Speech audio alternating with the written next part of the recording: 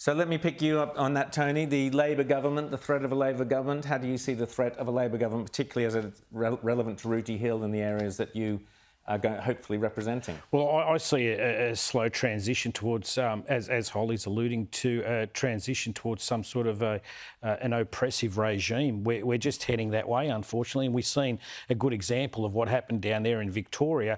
And as you know, One Nation has a COVID inquiry on the table as one of its policies, and if the Liberal Party were to come and join on that, I actually think there's a really good chance that we could knock a lot of this off and perhaps even turn the government around.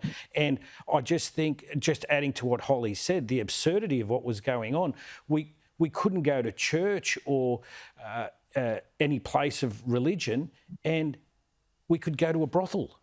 This, yes. How is this? And parts of Western Sydney had bizarre rules. Absolutely, you couldn't sit down. You had to sit down. You couldn't stand up, and this was the absurdity of it. And I just think that's moral bankruptcy by some of the premiers, and especially Dan Andrews. I think what we need to do is have that full and frank inquiry.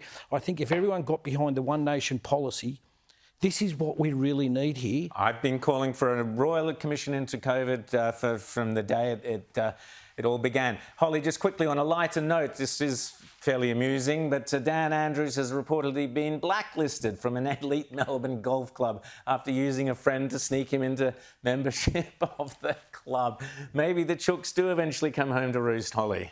Oh, he's such a man of the people, isn't he? I'm sure there's plenty of public golf courses that would welcome Dan Andrews, but you couldn't play golf in Victoria. You know, probably one of the sports you could have played outside in your 2 hours a day that you were allowed to exercise out on a golf course. There's no bigger space that you could be in a lot of the time.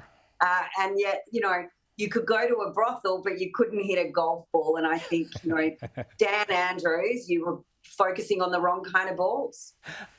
Okay, we'll leave it on that note. Holly Hughes and Tony Nikolic running there in the seat of Chifley.